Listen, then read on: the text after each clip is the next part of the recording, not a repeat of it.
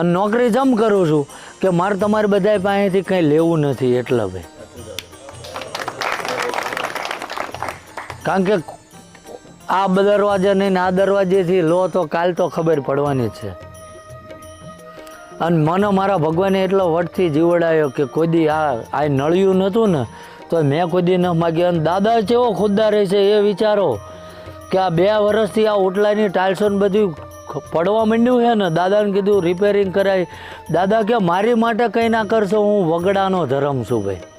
હું પેલું ભજનમાં દોહા ગાય છે ને કે મારે ઠાકોરજી નથી થવું, એમ પાળ્યો થઈને રહેવું, આવું કહેતા આવ્યા છે ભાઈ. એટલે હું કંઈ ઠાકોરજી નાના દાદા મોટા એવું વર્ણન ન કરતો, જુદી ગ્રંથિ ના બાંધતા કે ધારે તો આ પણ પરમાત્મા જેવું કામ કરે છે. પૂરો વિડીયો જોવા માટે અત્યારે સબસ્ક્રાઇબ કરો ભક્તિ અમૃતને.